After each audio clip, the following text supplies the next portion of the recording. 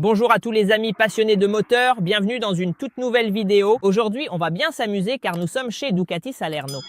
Et ici, comme aussi au siège d'Hongrie, la Street Fighter King 2 est à l'essai. Appelez, organisez votre essai car les deux sites le proposent. La côte est toute proche, donc vous pouvez enchaîner quelques beaux virages, tout comme nous allons le faire aujourd'hui dans cette vidéo. En réalité, nous allons aller sur le Vésuve, donc un col de montagne un peu plus étroit. Petite introduction et on commence tout de suite le test. Et aujourd'hui, étant propriétaire d'une Panigale Seat 2S, j'ai la barre des attentes très haute.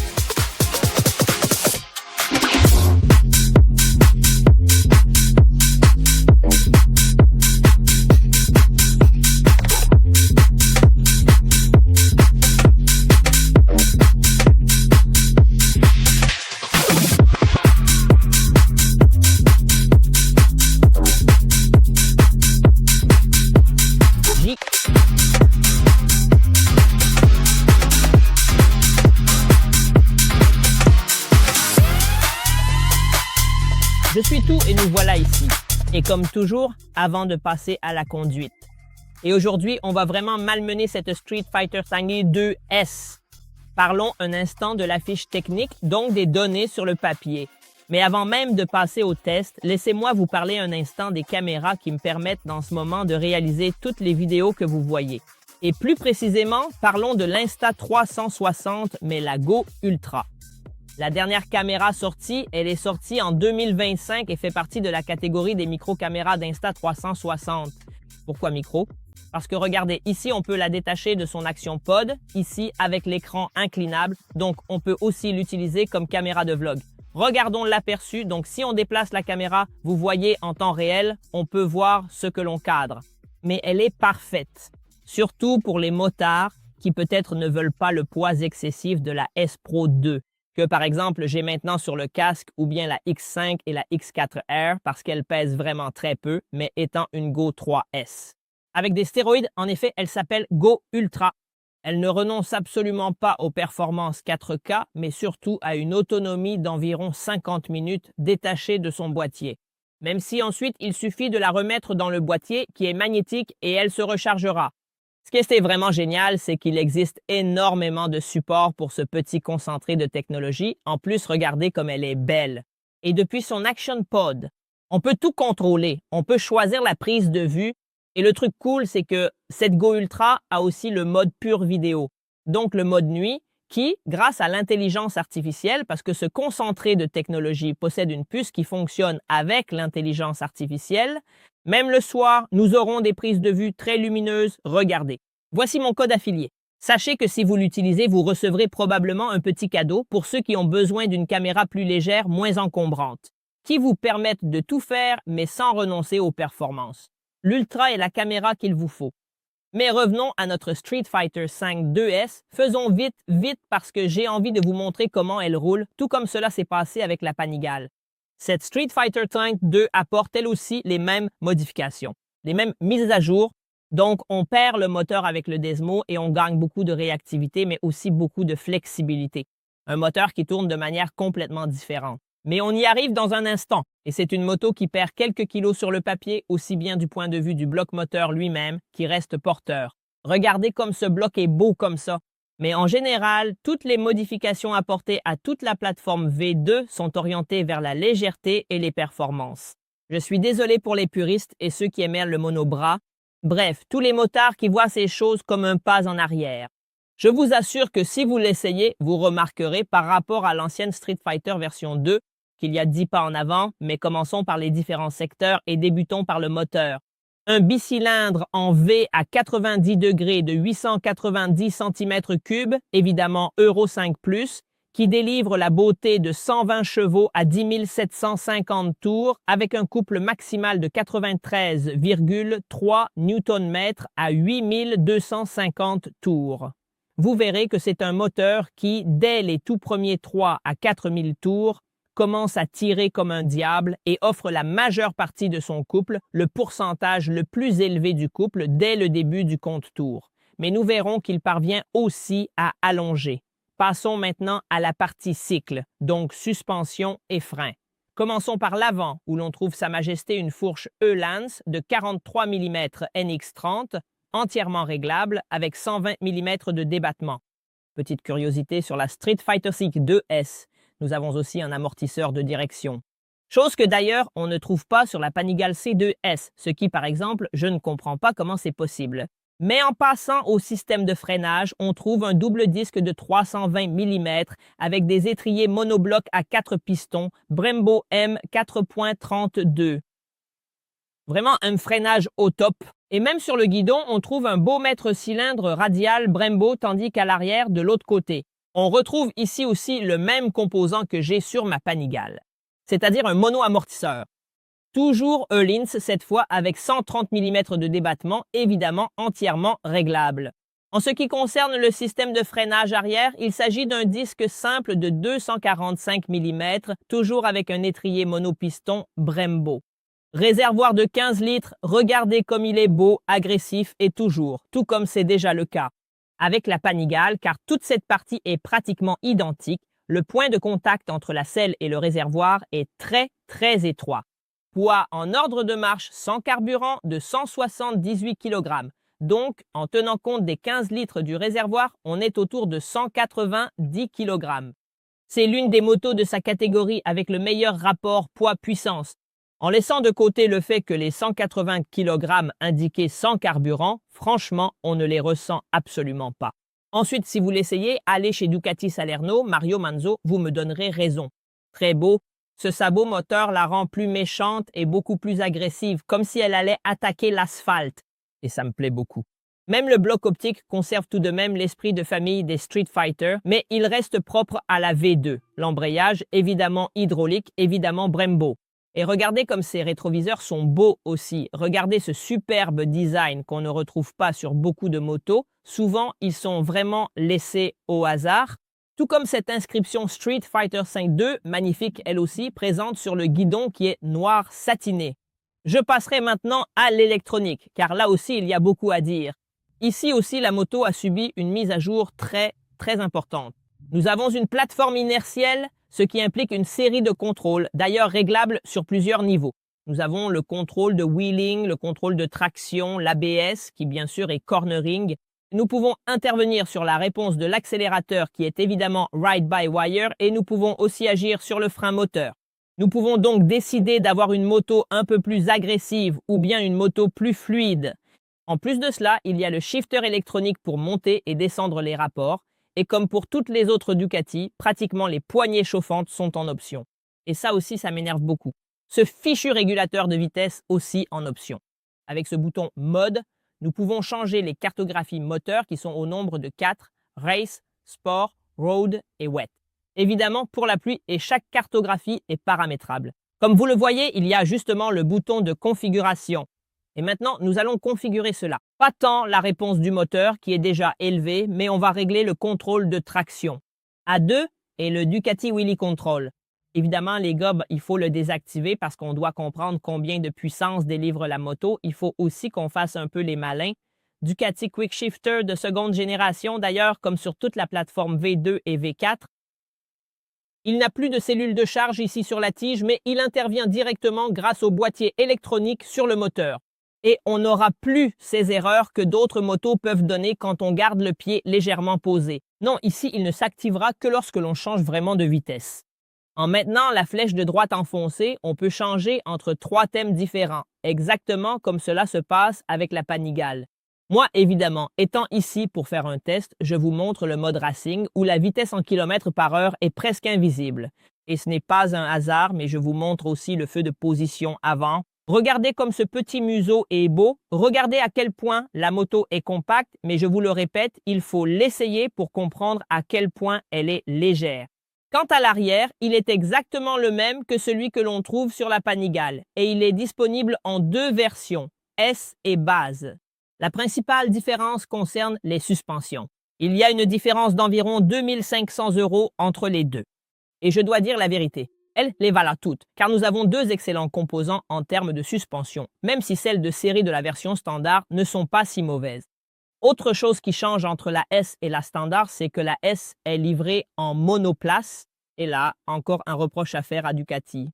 Parce qu'ils nous font quand même payer en supplément la selle passager avec les repose-pieds. Donc ça, c'est une folie. Et si je dépense plus d'argent pour avoir les suspensions, tu ne peux pas ne pas me donner quelque chose que la Standard, elle, possède. Je dirais qu'on a fait le tour de la question, plus ou moins. Assez parlé en selle. Je vous rappelle que vous pouvez l'essayer chez Ducati Salerno Mario Manzo. Appelez-les et dites que vous venez de ma part. Passons à la conduite. Et nous voilà au guidon de cette Ducati Street Fighter V 2S. Aujourd'hui, on va s'éclater car c'est pratiquement ma moto en version décarénée, donc techniquement, je devrais déjà très bien la connaître. Et d'ailleurs, je trouve qu'ici, sur le Vésuve, elle est vraiment parfaite. Mais comme toujours, je commencerai par la position de conduite. Essayons de ne pas nous faire mal aujourd'hui. Une position de conduite typique d'une Street Fighter, donc un roadster, mais je dirais un hyper roadster. Mamma mia, ce qu'elle envoie, cette bécane. On a donc une posture un peu plus allongée que sur un Monster, par exemple.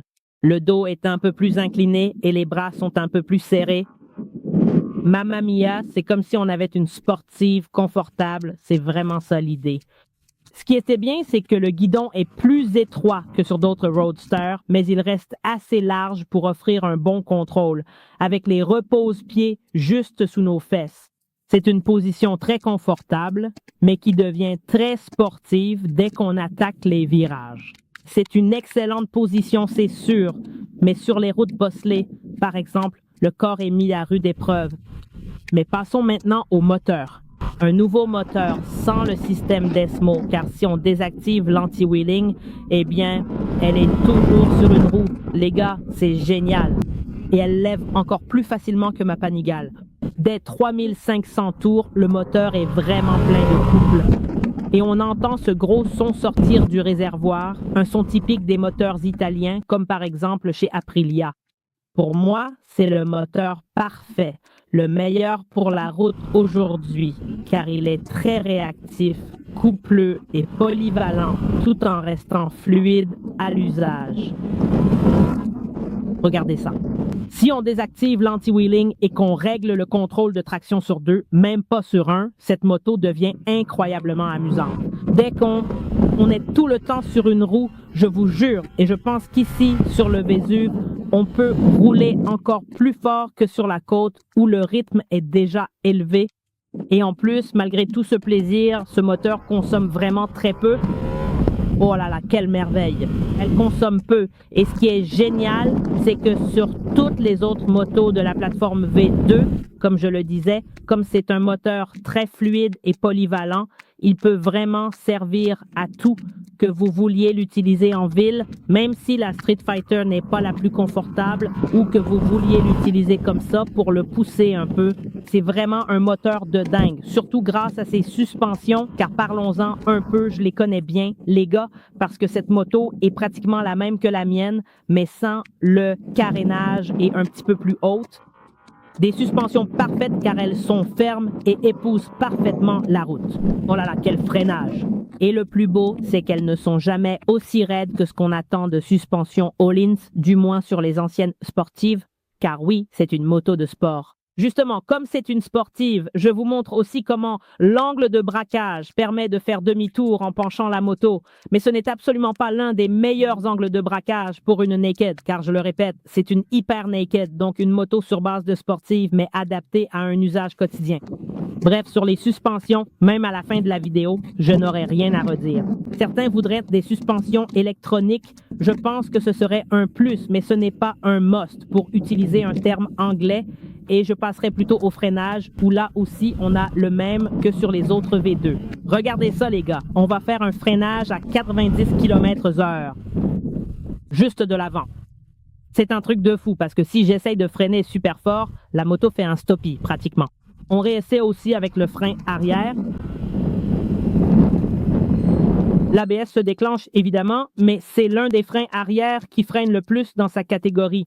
Et maintenant, on prend l'épingle et on fait un freinage d'urgence un peu plus vite que 90 avec les deux freins pour vous montrer ce que ça donne de freiner avec une Ducati Street Fighter V 2S. Imaginons un freinage d'urgence, on est à 120 km/h. Sérieux les gars, croyez-moi, c'est dingue. Et l'arrière a commencé à chasser, évidemment. C'est une moto qui globalement fonctionne super bien. Pourquoi? parce que tout travaille ensemble avec cette électronique qui est spatiale. C'est une électronique très complète dont beaucoup de 1000 cm3 rêvaient il y a quelques années. Une centrale inertielle qui gère si bien les contrôles qu'on ne les sent même pas. Oh là là les gars, vous sentez, l'arrière de la voiture s'allège vraiment. On prend cette épingle qui est vraiment très serrée. Franchement, ça ne rendra sûrement pas bien au grand angle, tu vois.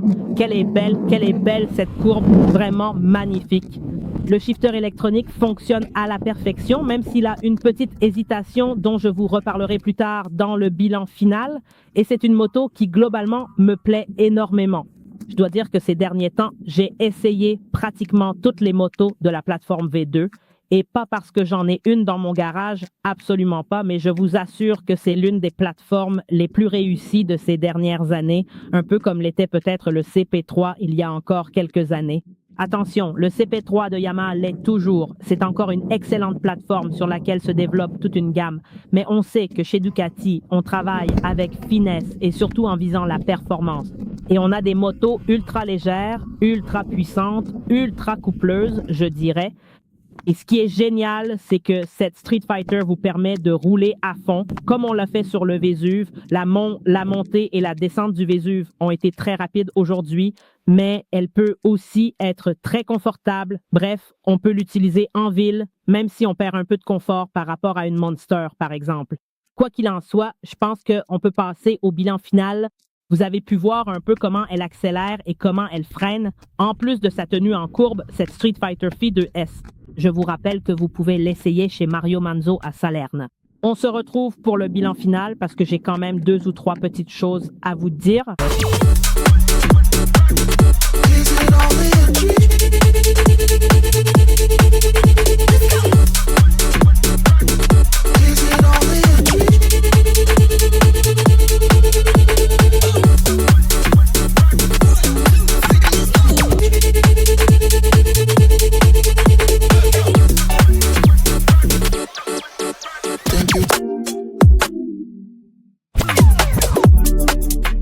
Et nous voilà, nous sommes arrivés à la fin de cette journée passée à bord de cette Ducati Street Fighter 5 2S. Passons rapidement aux conclusions et dans un instant, je vous parlerai aussi de ses défauts.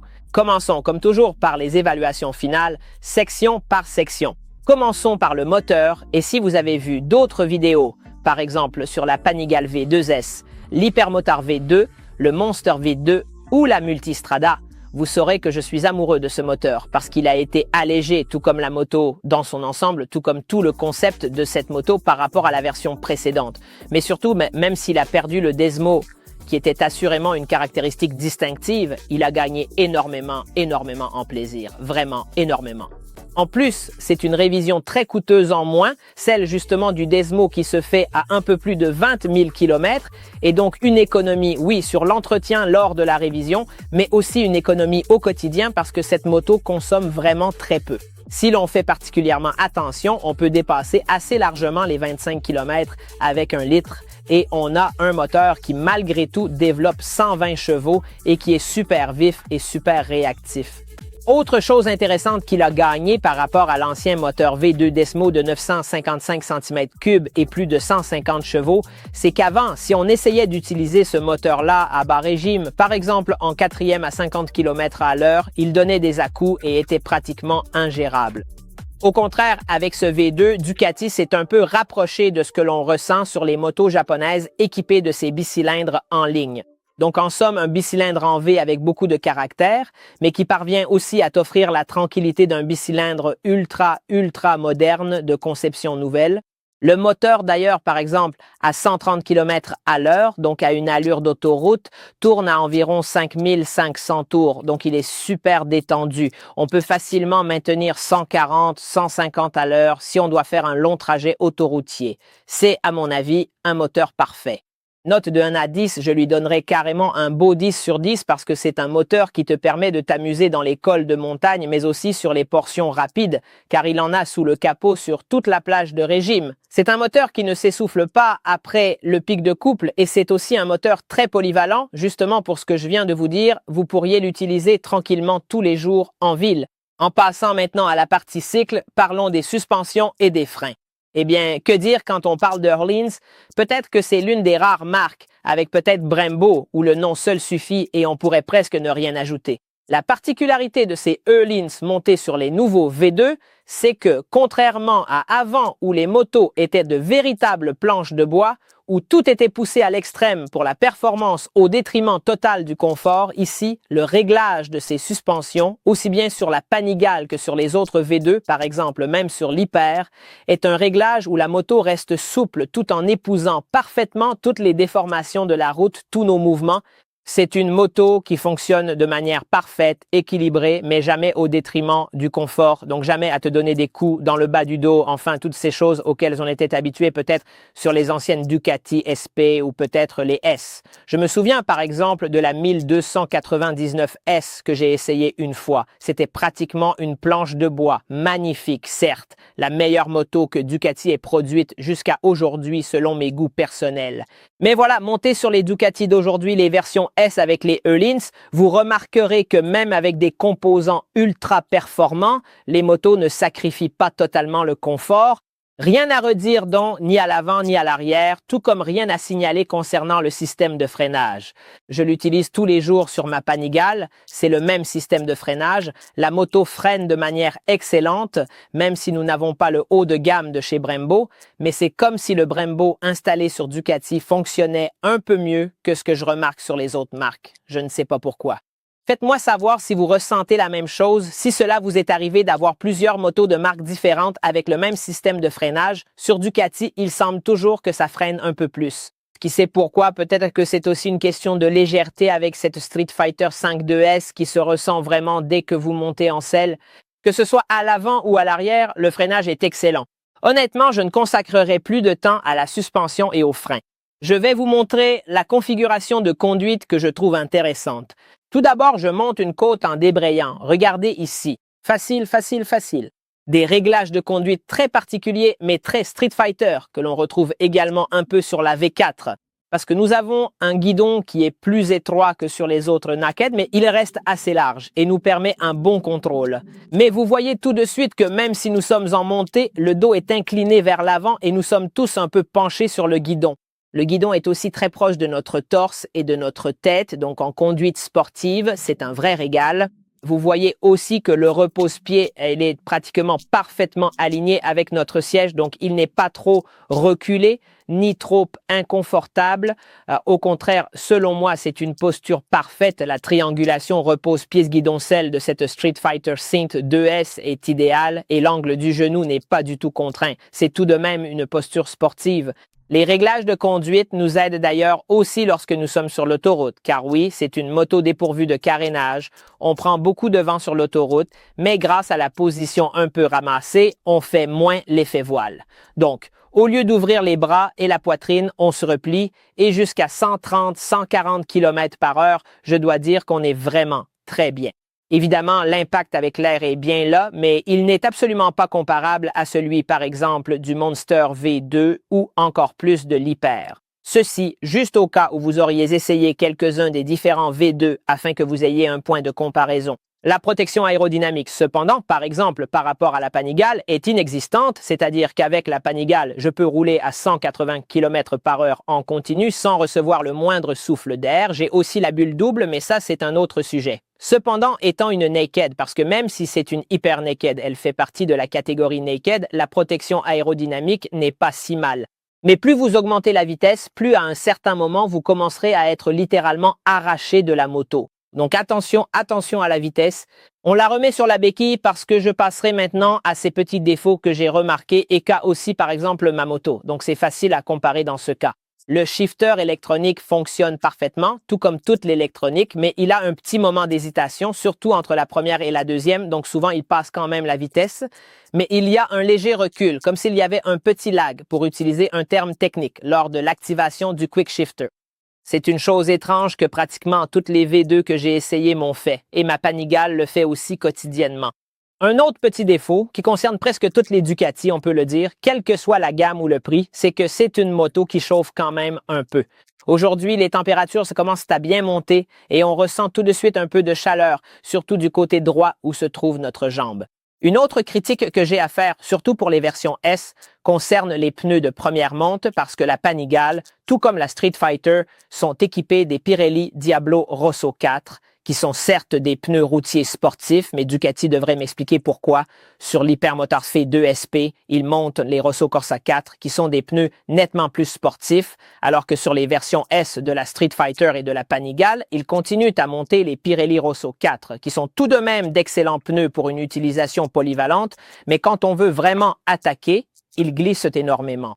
Dernière remarque, c'est l'un des sujets les plus débattus pratiquement sur toutes les Ducati, surtout sur les V2, c'est le prix, parce qu'on est quand même presque en train de franchir la barre des 20 000 €. Avec la Panigale, on l'a franchi, avec la Street Fighter, heureusement, on parle des versions S, on arrive à un peu plus de 18 000. Maintenant, le marché à ces prix-là ou un peu plus propose des motos qui sont quand même de la gamme supérieure, donc on parle des 1000.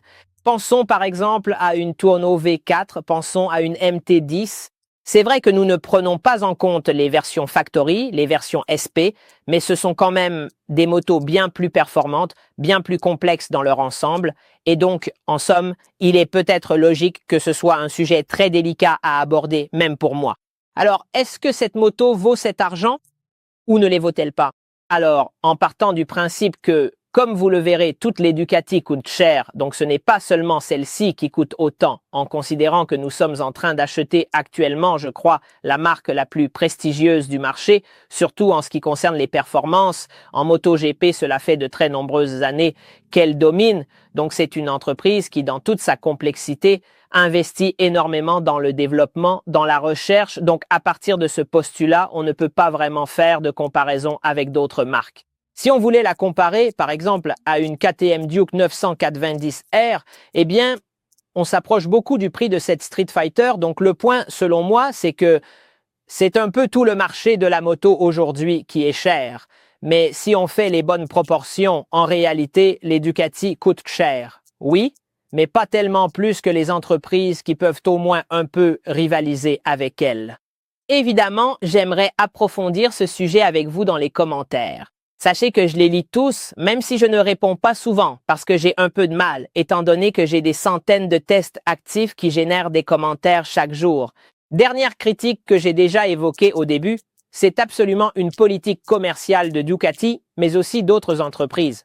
Au moment où je possède déjà physiquement les pièces pour certaines fonctionnalités comme le régulateur de vitesse, les poignées chauffantes, la connectivité Bluetooth, faire payer chaque chose séparément et en plus pas vraiment une petite somme, ça ne me plaît pas du tout.